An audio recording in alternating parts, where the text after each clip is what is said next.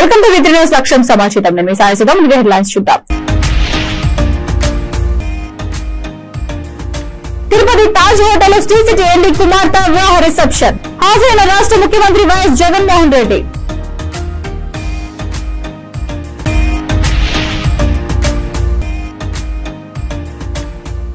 వన్యకుల క్షత్రియుల సమస్యలను ఎప్పుడైనా చంద్రబాబు పట్టించుకున్నారా? చంద్రబాబు కంటే మంచి పేరు తెచ్చుకుంటా ఎమ్మెల్సీ భరత్.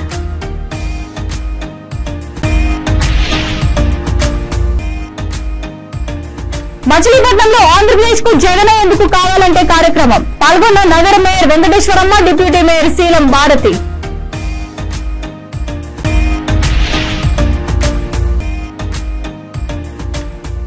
కళ్యాణ లక్ష్మి షాదీ ముబారక్ చెక్కులు అందజేసిన ఎమ్మెల్యే బుక్యా మురళీ నాయక్. 100 మంది లబ్ధిదారులకు 1,16,000 రూపాయల సహాయం. ఇక డీటెయిల్స్ చూస్తే వన్యకుల క్షత్రియ ఆత్మీయ సమావేశాన్ని కుప్పంలో నిర్వహించారు. సమావేశంలో ముఖ్య అతిథిగా ఎమ్మెల్సీలు భరత్, సిపాయి సుబ్రహ్మణ్యం పాల్గొని ప్రసంగించారు. భరత్ మాట్లాడుతూ 35 సంవత్సరాలు ఎమ్మెల్యేగా ఉన్న చంద్రబాబు వన్యకుల క్షత్రియుల సమస్యలను ఎప్పుడైనా అడిగారా అంటూ ప్రశ్నించారు. చంద్రబాబు కంటే మంచి పేరు తెచ్చుకుంటానని స్పష్టం చేశారు. రాబోయే ఎన్నికలలో క్షత్రియులందరూ ఏకం కావాలని పిలుపునిచ్చారు.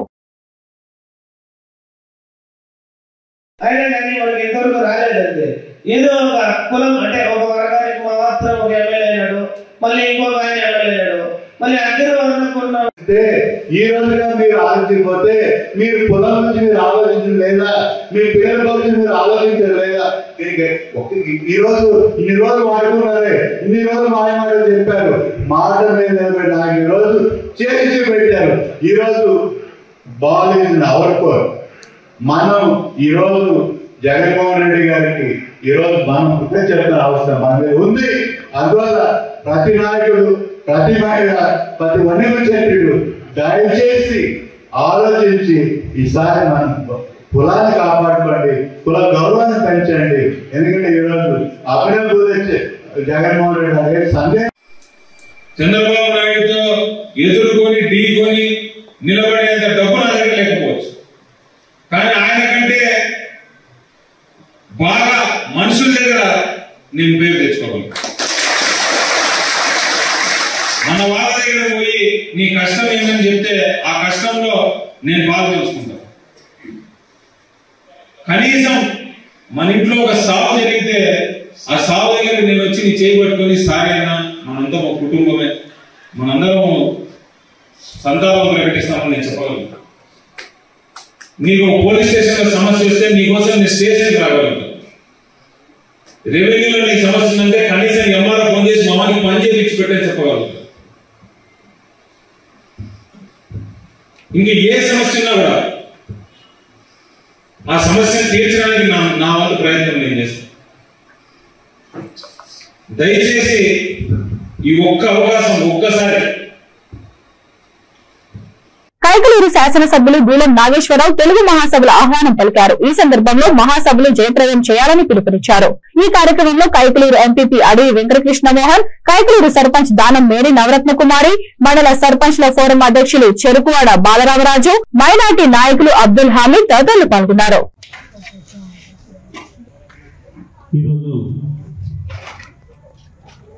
జనవరి 5, 6, 7 తేదీల్లో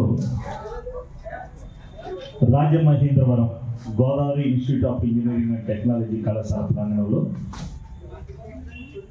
2వ అంతర్జాతీయ తెలుగు మహాసభలు, ఆంధ్ర సారస్వత్ పరిషత్ చైతన్య విద్యా సంస్థల సంయుక్త ఆధ్వర్యంలో శ్రీ రాజ నరేంద్రుల పట్టాభిషేక సహస్రాబ్ది నీరాజనంగా 2వ అంతర్జాతీయ తెలుగు మహాసభలకు కవులు, కళాకారులు అందరూ కూడా తరలివచ్చి ఈ రాజమహేంద్రంలో జరుగుతున్నటువంటి 2వ అంతర్జాతీయ తెలుగు మహాసభను విజయవంతం చేయవలసిందిగా శాసనసభ్యుడిగా మిమ్మల్ని అందరినీ కూడా ప్రతి ఒక్కరిని మనస్ఫూర్తిగా కోరుకుంటూ కార్యక్రమంలో పాల్గొనండి. తెలుగు జాతి ఔన్నత్యాన్ని, తెలుగు జాతి సంస్కృతిని, తెలుగు జాతి సాంప్రదాయాన్ని, అలాగే తెలుగు జాతి పౌరుషాన్ని, తెలుగు భాషను కూడా గౌరవించే విధంగా అందరూ కూడా ఈ కార్యక్రమంలో పాల్గొనండి, విజయవంతం చేయండి. మీ అందరికి కూడా శాసనసభ్యుడిగా డిఎన్ఆర్ నమస్కారాలు. మచిలీపట్నం నగరపాలక సంస్థ పరిధిలోని 46 డివిజన్ లో ఆంధ్రప్రదేశ్ కు జగన్ ఎందుకు కావాలంటే కార్యక్రమం నిర్వహించారు. ఈ కార్యక్రమంలో నగర మేయర్ వెంకటేశ్వరమ్మ, డిప్యూటీ మేయర్ శీలం భారతి, మండల కన్వీనర్ బూడవల్లి నాగరాజు, వైసీపీ నాయకులు, అభిమానులు పాల్గొన్నారు.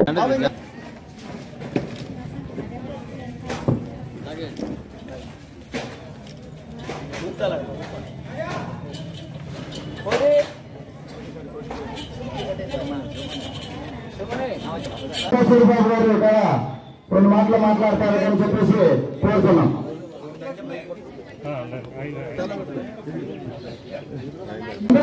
ఘాటం మీకు వెళ్ళారా? ఏ తమిళారా ఏమో వెళ్ళారా? ఎవరు ఏమో చెప్పవచ్చండి. డబ్బులు కావాలన్నా ఇల్లందుకు ఏమో ఇవాళ ఒక డాక్టర్ 100 అయితే 100, 2 అయితే 2, 3 అయితే ఎంత తీసుకుంటారు డాక్టర్లు గారి డబ్బులు చెల్లించండి. ఆ నర్సులు మరొకసారి కూడా ఈ యొక్క కార్యక్రమం అయితే ఈ పథకాలు కానివ్వండి విషయంగా చూసారు. వెళ్ళి కొంతమంది వెళ్ళారేమో మరి చూశారు మీరు కోర్టు ఎలా పైన ఎంత వేగంగా పనిచేస్తున్నారు. వేరే రాష్ట్రాలకి వేరే జిల్లాలు ఇక్కడ ఉన్న సోదరి మనులకి అన్నదమ్ములకి అందరికీ కూడా ముందుగా హృదయపూర్వక నమస్కారం తెలియజేస్తూ ఈ రోజున మళ్ళీ జగన్ గారు ఎందుకు కావాలనేటువంటి ఈ కార్యక్రమం ఏర్పాటు చేసుకోవడం జరిగింది. మరి ఇవాళ జగనే ఎందుకు కావాలంటే ఇంతకుముందు జగన్ గారు 2019లో ఒక్కసారి అవకాశం ఇవ్వండి నేను ఇవన్నీ చేస్తానని చెప్పి మీ అందరి దగ్గర మేము అందరం వచ్చి మీ అందరూ మేము అడిగినప్పుడు మీ అందరూ మమ్మల్ని నమ్మి మమ్మల్ని అందరినీ గెలిపించి వాళ్ళ ఈ స్థానంలో కూర్చోబెట్టినందుకు దానికి ప్రతిఫలంగా జగన్ గారు ఆయన చెప్పిన దానికన్నా ఎక్కువ చేసి చూపించారు. దానిలో అయితే ఏ అబద్ధం లేదు. అవునా కదా? చేశారా లేదా? అలాగే మరి బాగా సాయి డివిజన్ లో వృద్ధాశ్రమం ముందు ఆ రోడ్డు నడవట చాలా ఇబ్బందిగా ఉండేది. ఎంతో మంది ఎన్నో ప్రభుత్వాలు వచ్చినాయి, వెళ్ళి చాలా ఇబ్బందులు పడ్డారు. మరి పేరు నాని గారు వచ్చాక ఆయన అడిగితే ఆ రోడ్డు వేయడం జరిగింది. ఈ మధ్య గడప కార్యక్రమం జరిగింది. ఏమైనా చిన్న చిన్న వర్కులు ఉంటాయి అవన్నీ కూడా చేయడానికి సిద్ధంగా ఉన్నారు. మనకు కావాల్సినది విద్య అనేది ముఖ్యమైన ఒక విషయం. ఒక విద్య ద్వారానే మన కుటుంబంలో ఎవరైనా చదువుకుంటే ఆ కుటుంబం ఉన్నతంగా పైకి ఎదగడానికి, ఆ కుటుంబంలో ఉన్న చుట్టుపక్కల వాళ్ళు కూడా అభివృద్ధి చెందడానికి మరి ఆ చదువు అనేది ఎంతో ఇంపార్టెంట్ అని జగన్ గారు ఒక ముఖ్యమైన ఆలోచన చేసి పైకి రావాలంటే మనం ఎన్ని పథకాలు ఇచ్చినా ఎంత డబ్బు ఇచ్చినా ఆ కుటుంబం పైకి రాదు. ఒక చదువుకుంటే ఆ కుటుంబంలో వాళ్ళకి తెలివితేటలు పెరిగి వాళ్ళు ఎక్కడికైనా వెళ్ళి బతకగలుగుతారని చెప్పి ఒక గొప్ప మనసున్న ముఖ్యమంత్రి మనకి ఇవాళ ఆంధ్రప్రదేశ్ దొరకడం మనం చేస్తున్న అదృష్టం. ఓటమి భయంతో జగన్మోహన్ రెడ్డి నియోజకవర్గ ఇన్ఛార్జిలను మారుస్తున్నారు. కానీ ప్రజలు జగన్మోహన్ రెడ్డిని మార్చే రోజులు దగ్గరలో ఉన్నాయని టీడీపీ నాయకులు కొనకళ్ల నారాయణరావు అన్నారు. దగాకోరు జగన్ రెడ్డి పాపం పండిందని, జగన్ రెడ్డి అవినీతి అక్రమాలపై ఇప్పటికే ప్రజలు పీకలదాకా కోపంతో ఉన్నారని విమర్శించారు. వైఎస్ఆర్సీపీ 11 మంది ఇన్ఛార్జీల్లో 3 మంత్రులు ఉన్నారు. స్థానికంగా వారిపైన వ్యతిరేకత, అవినీతి ఆరోపణలు, ప్రజలతో సత్సంబంధాలు లేకపోవడమే ఇందుకు కారణమన్నారు. 3 రాజధానుల పేరుతో రాష్ట్ర వ్యాప్తంగా నాటకాలు ఆడిన వైసీపీ ప్రభుత్వం అభివృద్ధి మాత్రం శూన్యం కనబర్చిందన్నారు. ప్రజలు రాష్ట్ర అభివృద్ధి కూడా కోరుకుంటారు. నువ్వు అధికారంలోకి వచ్చినందుకు ఈ రాష్ట్రాన్ని ఏం అభివృద్ధి చేశావు? నిరుద్యోగ సమస్య తీర్చడానికి ఏం పరిశ్రమలు పెట్టావు? ఏమి ఉద్యోగాల అవకాశాలు కల్పించావు? పారిశ్రామికవేత్తలకి నువ్వు ఏమి రాయితీలు ఇచ్చావు? పారిశ్రామికవేత్తలు ఈ రాష్ట్రం రావాలంటే పారిపోతున్నారు. నాకు ఎంత డబ్బు ఇస్తావు, నాకు ఎంత వాటా ఇస్తావు అని చెప్పి పారిశ్రామికవేత్తలు అడుగుతుంటే పారిశ్రామికవేత్తలు మన రాష్ట్రానికి వస్తారా? ఇవాళ రాష్ట్రంలో చదువుకున్న వారికి ఎవరికి కూడా ఉద్యోగ అవకాశాలు లేవు. బెంగళూరు వెళ్ళాలి, పూనా వెళ్ళాలి, హైదరాబాద్ వెళ్ళాలి. ఇటువంటి పరిస్థితుల్లో ప్రజలు నిన్ను గద్దించాలనుకున్నారు. పోలవరం రాష్ట్రానికి జీవనాడి. ఇవాళ మొన్నటిదాకా వర్షాభావం సమయంలో నువ్వు పోలవరం ద్వారా నిధులు అందించలేకపోయావు. చంద్రబాబు నాయుడు గారు ముందు దృష్టితో పట్టిసీమ పెట్టి పట్టిసీమ ద్వారా సంవత్సరానికి 3 పంటలు ఇవ్వాలని చెప్పి ఆయన ప్రణాళికలు సిద్ధం చేసి దాన్ని అమలు చేసి చూపిస్తే నువ్వు అధికారంలోకి వచ్చిన తర్వాత పట్టిసీమను పక్కన పడేసి ఇవాళ సకాలంలో నీళ్ళు అందించలేక రైతాంగాన్ని దెబ్బతీశావు. ఇవాళ ప్రకృతి వైపరీత్యాలు వచ్చినప్పుడు రైతాంగానికి అండగా నిలబడాల్సిన బాధ్యత ప్రభుత్వం ఉంది. ఇవాళ ఎక్కువ శాతం భారతదేశంలో 70% పైగా ప్రజలు వ్యవసాయ ఆధారిత కుటుంబాలు. వాళ్ళు వ్యవసాయం చేయాలి అంటే ఒకవేళ వర్షాలు పడితే ఆ వర్షం వెంటనే లాగేసే డ్రైనేజ్ వ్యవస్థ ఉండాలి. ఇరిగేషన్ వ్యవస్థ కానీ డ్రైనేజ్ వ్యవస్థ కానీ ఎప్పటికప్పుడు రిపేర్లు చేసి నీరు అందించడంలో కానీ వర్షం కురిసే నీరు బయటకు లాగేయడంలో కానీ మనం ఇప్పుడు కూడా డ్రైనేజ్ వ్యవస్థను బాగు చేసుకుంటూ ఉండాలి. నువ్వు అధికారంలోకి వచ్చిన తర్వాత ఇంతవరకు డ్రైనేజీలో ఒక పార మట్టి తీసిన పాపన పోలేదు. ఇవాళ పొలాల మీదకి వెళ్తుంటే కళ్ళ మీద నీళ్ళు వస్తూ ఉంది. ఇదివరకు ఎంత వర్షం కురిసినా కూడా 24 అవర్స్ నీళ్ళు లాగాయి, అయితే 48 అవర్స్ నీళ్ళు లాగాయి. 10 రోజులు అయింది వాన పడి. ఇవాళ వరకు కూడా మోకాళ్ళ లోతు నెలల్లో ఉన్నాయి పొలాలన్నీ కూడా. ఇవాళ నీళ్లు వెంటనే లాగేసి ఉంటే రైతు నష్టపోవడం. ఇవాళ నువ్వు ఇప్పుడు వరకు నష్టాన్ని అంచనా వేయటానికి బృందాలను పంపించావా? ఇవాళ వరకు నువ్వు పొలాల మీదకి వెళ్ళి ఏ రైతుకి నష్టం ఎంత సంపాదించింది లిస్టు తయారు చేసావా? ఇవాళ కేంద్ర బృందం వచ్చింది, మేమంతా ఇది కలిసి చెప్పాం. రాష్ట్ర ప్రభుత్వం నష్టాన్ని అంచనా వేయటంలో వైఫల్యం చెందుతూ ఉంది. దయచేసి వెంటనే నష్టాన్ని అంచనా వేయండి, నష్టపరిహారం ఇప్పించండి. అవాళ అసెంబ్లీ సాక్షి ఏం చెప్పావు? రైతులు కట్టవలసిన బీమా మా ప్రభుత్వమే కడుతుంది. భూ కబ్జాల్లో కేజీఎఫ్ సినిమాకి మించిపోయిన పలమనేరు గంట ఊరు. ప్రభుత్వం ఇచ్చిన ఇళ్లతో నిర్మించబడ్డ గంట ఊరిలో కొంతమంది కబ్జాదారులు ఎక్కడ పడితే అక్కడ భూమిని ఆక్రమించేస్తున్నారు. స్థలం ఖాళీ కనబడితే చాలు అక్కడ మకాం వేసేస్తున్నారు. ఇది కొంతకాలంగా గంట ఊర్లో జరుగుతుంటే అధికారులు పట్టించుకోకుండా నిర్లక్ష్యం వహిస్తున్నారు. ప్రజల స్థలాలనే కాదు, ఏకంగా ప్రభుత్వ స్థలాలను కూడా రక్షణ లేకుండా పోయింది. ఇది తెలుసుకున్న టీడీపీ నాయకులు అడ్డుకొని నిరసన వ్యక్తం చేశారు. ఇందులో ఖచ్చితంగా అధికార పార్టీ నాయకుల హస్తం ఉందని వాళ్ళు మీడియా సమావేశంలో తెలిపారు. మనకి సార్ ఫోన్ తీసే కదా నేనేమన్నా చెప్పేదానికి ఇప్పుడు మనం వాయిస్ చెప్పేదాన్ని వాళ్ళు ఆర్డీఓ కూడా వచ్చేసారు, మా వాళ్ళని పంపిస్తామన్నారు సార్. ఆల్రెడీ అనుమతి లేదు. ఆర్డీఓ సార్ వచ్చారు, ఇంకా వాళ్ళు మా వాళ్ళని పంపిస్తామని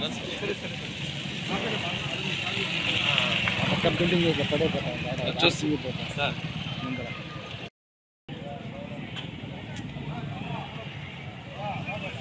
రెండు ఒకే వచ్చారు.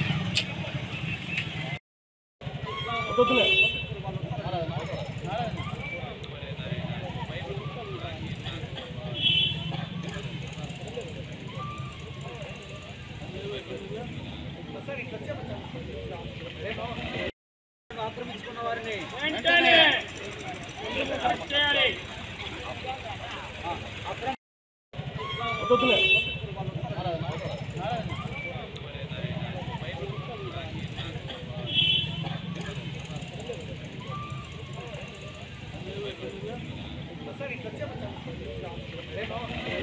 మేమేం పర్మిషన్ ఇవ్వలేదు అనేసి అంటా ఉన్నారు. అసలు కమిషనర్ గారికి అయితే నిద్ర రాదు. చిన్న స్థలం ఏమన్నా ఎవరైనా వస్తే వెంటనే రియాక్ట్ అవుతారు. పాపం కమిషనర్ ఎక్కడ లీవ్లో ఉన్నారంట.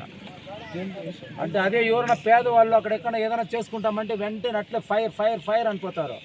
ఏమైనా తెరలే టుస్టు పాకులు అయిపోయినారు అంత అధికారులు కూడా. ఈ అధికార పక్షానికి తొత్తులైపోయినారు అనిపిస్తుంది నాకు. దయచేసి ప్రభుత్వ అధికారులు ప్రభుత్వ స్థలాన్ని కాపాడాలని కోరుకుంటున్నాం. ఎందుకంటే ఇది ప్రభుత్వ స్థలం, ఇది వాల్యుబుల్ స్థలం. ఎందుకంటే ఊరు పెద్దది అవుతా ఉంది, ప్రభుత్వానికి ఆదాయం వచ్చే విధంగా ఇది ఏదైనా ఉపయోగించుకుంటే బాగుంటుంది. కానీ ఈ విధంగా అక్రమార్కులకి ఈ విధంగా తొత్తులై వదిలేస్తే ప్రజలకి ప్రభుత్వానికి చాలా నష్టం అనేది తెలియజేస్తున్నాను. దయచేసి ప్రజలందరూ కూడా ఆలోచన చేయండి. వీళ్ళకి అధికారం ఇచ్చిన దానికి వీళ్ళు చేస్తూ ఉండే ఘనకార్యం ఇంతే, ఇంకేమీ చేయలేదు. ఎక్కడైతే ఖాళీ స్థలం ఉందో దాన్ని కబ్జా చేసుకోవటం, అమ్ముకోవటం, కబ్జా చేసుకోవటం, అమ్ముకోవటం, అది వాళ్ళకే ఇవ్వటం. పేదవాళ్ళకి ఇచ్చినా పర్లే, వాళ్ళే. ఒక్కొక్క వైసీపీ నాయకునికి గంటావూరు ప్రాంతంలో ఒక్కొక్కరికి 4 ఇండ్లు, 5 ఇండ్లు, 10 ఇండ్లు, 9. ఎందుకంటే మేము ఈ రోజంతా తెల్లవారి నుంచి మేము తిరుగుతాను. ఎక్కడికి పోయినా కానీ ఆ నాయకులది ఈ ఇల్లు వంది, ఆ ఇల్లు వంది. ఇది కూడా ఈ స్థలం అంతా కూడా వాళ్ళే కబ్జా చేస్తూ ఉన్నారు. దయచేసి అధికారులు దీని మీద చర్య తీసుకోకపోతే రాబోయే రోజుల్లో అధికారులు కూడా ఆన్సర్ చెప్పాల్సి వస్తుంది. కాబట్టి ప్రభుత్వ స్థలాన్ని కాపాడాలనేసి తెలుగుదేశం పార్టీ పక్షాన మిమ్మల్ని అందరినీ వినయంగా కోరుకుంటున్నాం. తిరుపతి తాజ్ హోటల్లో శ్రీ సిటీ ఎండీ రవి సన్నారెడ్డి కుమార్తె వివాహ రిసెప్షన్ కు ఆంధ్రప్రదేశ్ రాష్ట్ర ముఖ్యమంత్రి వైఎస్ జగన్మోహన్ రెడ్డి హాజరయ్యారు. ముఖ్యమంత్రి జగన్ వధువులను ఆశీర్వదించి శుభాకాంక్షలు తెలియజేశారు. రేణిగుంట విమానాశ్రయం చేరుకున్న ముఖ్యమంత్రికి జిల్లా ఇన్ఛార్జ్ మంత్రి కలత్తూరు నారాయణస్వామి, మంత్రి పెద్దిరెడ్డి రామచంద్రారెడ్డి, మంత్రి ఆర్కే రోజా తదితరులు స్వాగతం పలికారు.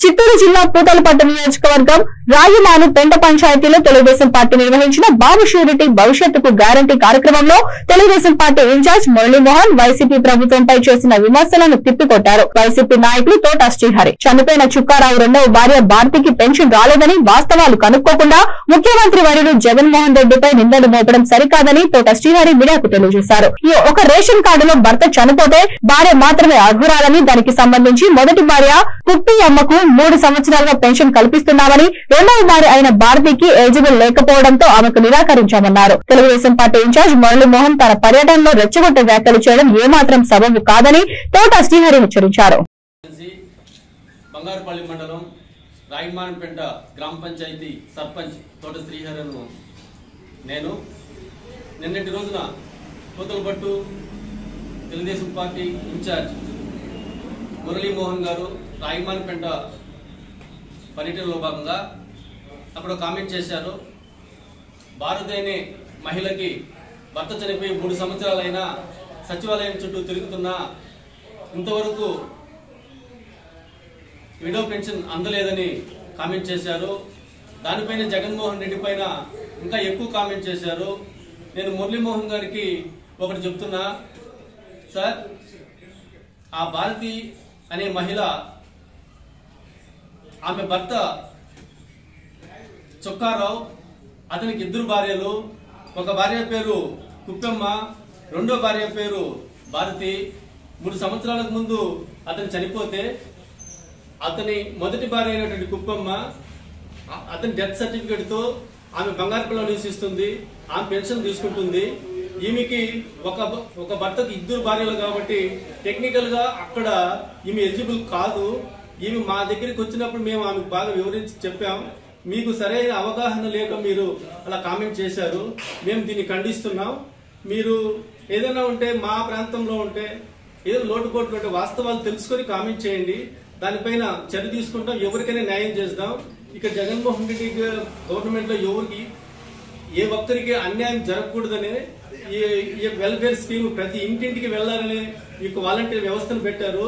అవి సక్రమంగా పనిచేస్తున్నాయని మేము అనుకుంటున్నాం. ఏవైనా లోటుపోట్లు ఉంటే వాటిని అసలైన లోటుపోట్లని వాస్తవమైన లోటుపోట్లు ఎత్తి చూపినట్టయితే దాన్ని పనిచేయించడానికి ఒక సర్పంచ్ గా నేను ముందుంటాను. అలా కాకుండా అవాస్తవమైనటువంటి ఒక విషయాన్ని తీసుకుని దానికి రాష్ట్ర ముఖ్యమంత్రి వారు గౌరవ జగన్మోహన్ రెడ్డి గారిపై నిందలు వేయటం సరికాదని ఈ సందర్భంగా తెలియజేసుకుంటున్నాను. చిలుకూరుపేట పట్టణంలో జాతీయ రహదారి ప్రక్కన గల శ్రీ అయ్యప్ప స్వామి దేవస్థానంలో ప్రతిరోజు మధ్యాహ్నం వివిధ మాలధారణ స్వీకరించిన స్వాములకు సద్ది కార్యక్రమం, సాయంత్రం దీక్ష కార్యక్రమం నిర్వహిస్తున్నారు. ఈ కార్యక్రమం మొత్తం దాతల సహాయ సహకారాలతో దేవాలయ కమిటీ సభ్యుల ఆధ్వర్యంలో నిర్వహించడం జరుగుతుందని, 2024 జనవరి 15వ తేదీ వరకు ఈ కార్యక్రమం ఉంటుందని ఆలయ సభ్యులు తెలిపారు. అదేవిధంగా శ్రీ అయ్యప్ప స్వామి దేవస్థానం ప్రాంగణంలో వేంచేసి ఉన్న శ్రీదేవి భూదేవి సమేత శ్రీ వెంకటేశ్వర స్వామి వారి దశావతార రూపాల కార్యక్రమం చేపడుతున్నట్లు ఆలయ కమిటీ తెలియజేసింది. ఈ నెల 13వ తేదీ నుండి 22వ తేదీ వరకు ప్రతిరోజు స్వామివారి ఒక్కొక్క రూపంలో భక్తులకు దర్శనం ఇవ్వనున్నారని వారు తెలిపారు. అభిషేకం చేయడం జరుగుతుంది నందీశ్వరుడికి. ఈ సంవత్సరం దాతలు ఉత్సాహంగా ముందుకు వచ్చి బహుళ త్రయోదశిలో నందీశ్వరుడికి అభిషేకం చేయడం జరిగింది. ఈ ప్రకారం ఎవరైనా ఉత్సాహవంతులు ఉంటే ప్రతి బహుళ త్రయోదశి రోజున నందీశ్వరుడికి అభిషేకం చేయించుకోవచ్చు. మీ గోత్రనామాలతో నందీశ్వరుడికి అభిషేకం చేయించుకోవచ్చు. మాతాపిత గురుదైవమే ఎంగళ గురుదైవమే సచ్చిదానంద స్వరూపమే శ్రీముద్రలాయే ఓంకార మూర్తియే ఓంకార పురే గురువన్ గురువే ఓం శ్రీ స్వామి ఓం శ్రీ స్వామి ఓం శ్రీ స్వామి.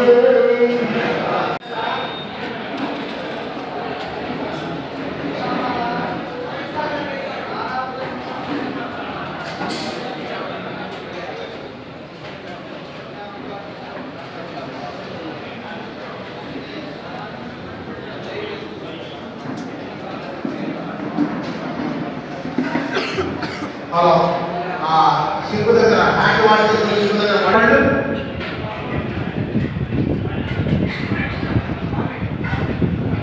కమిటీ సభ్యులంతా ఒకసారి లోపలికి రండి. స్వాములు అందరి కమిటీ మన దేవాలయంలో శ్రీ అయ్యప్ప స్వామి వారి దేవస్థానం, చిన్నపస్వారు, చిలకలూరుపేట, ఓగేరు వలనకు ఓంకార తీర్థం దక్షిణం వైపున సప్త దేవాలయముల సమాహారంగా కొలువైనటువంటి మన దేవాలయంలో ఏకాశిలాం నిర్మించిన 18 గంటలు కలిగిన మన దేవాలయంలో గత 3 సంవత్సరాలుగా అన్నదాన కార్యక్రమం జరుగుతూ వస్తుంది. 18 సంవత్సరాలుగా సాయంత్రం కూడా భిక్షాటం. ఈసారి అన్నదాన కార్యక్రమాన్ని నవరాత్రులు ప్రారంభం నుంచే మొదలుపెట్టడం జరిగింది. అలాగే ఆ రోజు నుంచి సంక్రాంతి పండుగ జనవరి 15 వరకు కూడా మధ్యాహ్నం పూట అన్నదానం జరుగుతూ వస్తుంది. నవంబర్ 17 నుంచి భిక్షా కార్యక్రమం ప్రారంభించాము. భిక్షా కార్యక్రమం కూడా జనవరి 15 వరకు జరుగుతూ వస్తుంది. ఈ యొక్క కార్యక్రమానికి ప్రోత్సాహాన్ని ఇస్తూ Ara charitable trust founder chairman Shri Ara Mastanarao గారు 100 క్వింటాల బియ్యం సమర్పించారు. అలాగే శ్రీమతి విడదల రజనీ గారు, ఆరోగ్య శాఖ మంత్రి గారు 3 లక్షల రూపాయలు సమర్పించారు. అలాగే శ్రీ జాన్ సైదా గారు 1 లక్ష రూపాయలు సమర్పించారు. మల్లెల రామకృష్ణ గారు 50,000 రూపాయలు సమర్పించారు. ఇంకా అనేక మంది దాతలు. వికారాబాద్ జిల్లా పరిగి పట్టణంలో వచ్చే నెల మొదటి వారంలో నిర్వహించే ఇస్తేమా కార్యక్రమంకి minority welfare secretary Umar Jaleel సహకారంతో ముఖ్యమంత్రి రేవంత్ రెడ్డి ఆదేశాల ద్వారా 2,45,00,000 రూపాయల ఎమ్మెల్యే రామ్మోహన్ రెడ్డి మంజూరు చేయించారు. వికారాబాద్ జిల్లా పరిగి పట్టణంలో వచ్చే నెల మొదటి వారంలో నిర్వహించే ఇస్తేమా కార్యక్రమంకి minority welfare secretary Umar Jaleel సహకారంతో ముఖ్యమంత్రి రేవంత్ రెడ్డి ఆదేశాల ద్వారా 2,45,00,000 రూపాయలు ఎమ్మెల్యే రామ్మోహన్ రెడ్డి మంజూరు చేయించారు. ఈ సందర్భంగా పరిగి ఎమ్మెల్యే రామ్మోహన్ రెడ్డి మాట్లాడుతూ కాంగ్రెస్ ప్రభుత్వంలో అన్ని మతాలకు సమాన హక్కులు కల్పిస్తామని, మైనార్టీలకు అన్ని రకాల సహాయ సహకారాలు అందజేస్తామని తెలిపారు. అన్ని వర్గాల సంక్షేమానికి కాంగ్రెస్ ప్రభుత్వం కృషి చేస్తుందని తెలిపారు. చాలా సంతోషంగా ఉంది. పరిగిలో మైనార్టీ సోదరులు చాలా పెద్ద ఎత్తున వాళ్ళు ప్రార్థనలు చేయాలనే ఉద్దేశంతో ఇస్తమా చేయడానికి అని చెప్పి ఒక ప్రతిపాదన నా దృష్టికి తీసుకొచ్చింది. ఆ ప్రతిపాదన గురించి నేను ఈరోజు గౌరవ ముఖ్యమంత్రి రేవంత్ రెడ్డి గారితో అసెంబ్లీలో మాట్లాడినా. తను సెక్రటరీ రమ్మని చెప్పారు. సెక్రటరీకి వచ్చాను. రాగానే సంబంధిత అధికారులను పిలిచి వెంటనే దీనికి సంబంధించిన జీవో విడుదల చేయాలని చెప్పారు.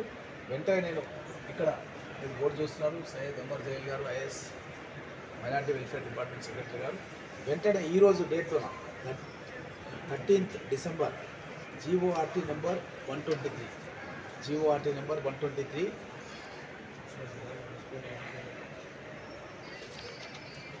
దీని యొక్క టోటల్ కాస్ట్ 2,45,93,847 రూపీస్, అంటే 2,45,93,000 రూపాయలు సంబంధించిన జీవోని ఈరోజే విడుదల చేశారు. కాంగ్రెస్ గవర్నమెంట్ లోపల మైనార్టీ సోదరులకు పెద్ద ఎత్తున వారి యొక్క ప్రార్థనలు చేసుకోవాలనే ఉద్దేశంతో గౌరవ ముఖ్యమంత్రి రేవంత్ రెడ్డి గారు ఈ జీవో ఈరోజు నేను ఇన్వాల్వ్మెంట్ అయ్యి దాంట్లో అదేవిధంగా మన కొడంగల్ నుంచి కూడా యూసుఫ్ గారు యూసుఫ్ భాయ్ ఇక్కడే ఉన్నారు, అదేవిధంగా షబ్బీర్ అలీ గారు తను కూడా ఈ యొక్క వర్క్ జరగాలని చెప్పి నాకు అసెంబ్లీలో కలిసినప్పుడు తను కూడా మాట్లాడింది. మన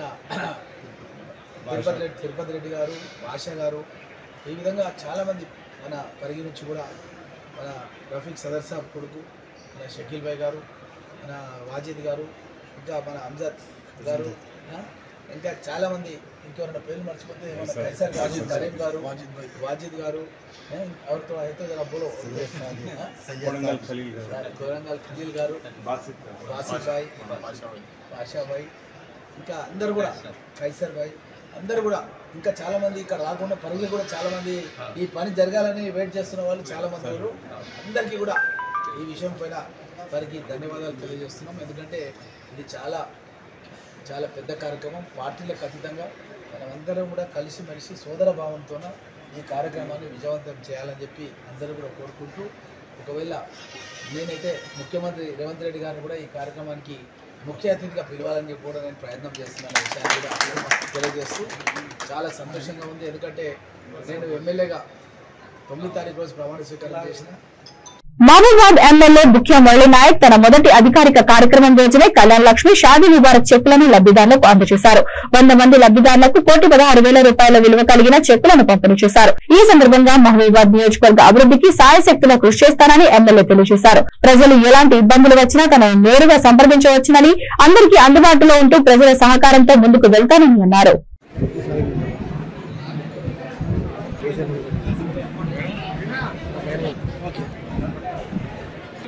Right. Then. Okay, na? One shot. Straight. Jai Congress. Anu. Jai Congress. Now, okay, na? Right.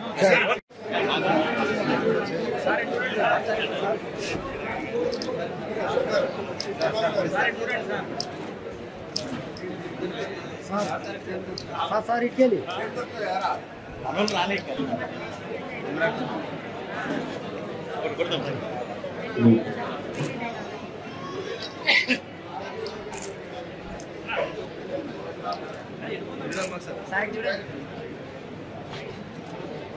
మా క్యాంపు కార్యాలయంలో కళ్యాణ లక్ష పథకం కింద ప్రతి మహిళకు ₹1,116 నగదు చెక్కులు ఈరోజు 47 మందికి ఇవ్వడం జరిగింది. అందులో 43 మంది ఎస్టీ మహిళలు కాగా, అలాగే 4 ఎస్సీ సామాజిక వర్గానికి చెందిన వాళ్ళు. మొత్తం అమౌంట్ ₹47 లక్షల ఈరోజు కాంగ్రెస్ పార్టీ తరఫున పెళ్ళైన మహిళలకు వాళ్ళకు కళ్యాణ లక్ష్మి పథకం కింద ₹47 లక్షల ఇవ్వడం జరిగింది.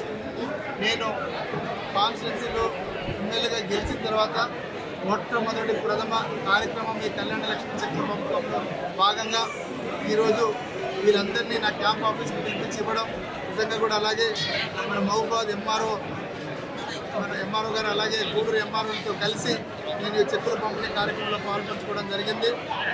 మన కాంగ్రెస్ పార్టీ అధికారంలోకి రావడానికి ఎంతో దోహదపడినటువంటి 6 గ్యారెంటీలు ఈసారి మేము తక్షణమే 100 రోజుల్లోపు అమలు చేస్తామని చెప్పి మా ప్రియతమ నాయకులు ముఖ్యమంత్రి రేవంత్ రెడ్డి గారు చెప్పడం, 100 రోజుల్లోపు ప్రతి కుటుంబానికి ఏదో ఒక విధంగా ఎవరో ఒక లబ్ధిదారులు ఉంటారన్న ఉద్దేశంతోనే ఈ 6 గ్యారెంటీల రూపకల్పన చేయడం జరిగింది.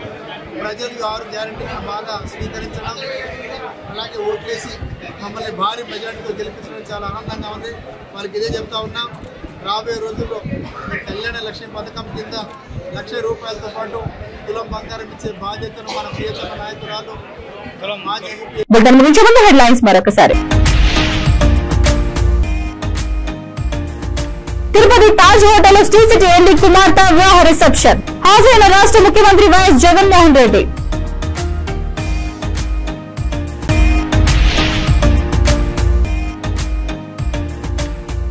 వన్యకుల క్షత్రియుల సమస్యలను ఎప్పుడైనా చంద్రబాబు పట్టించుకున్నారా? చంద్రబాబు కంటే మంచి పేరు తెచ్చుకుంటా ఎమ్మెల్సీ భరత్.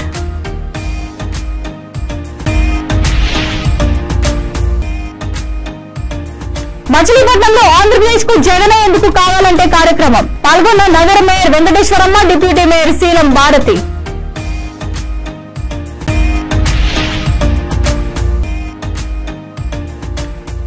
కళ్యాణ లక్ష్మి షాదీ ముబారక్ చెక్కులు అందజేసిన ఎమ్మెల్యే బుక్యా మురళీ నాయక్. 100 మంది లబ్ధిదారులకు 1,16,000 రూపాయల సహాయం. ఈ బిడ్డను సమాప్తం. మరొక బిడ్డతో మళ్ళీ కలుద్దాం. అంతవరకు చూస్తున్నామండి B3 న్యూస్. సక్షం సమాజం.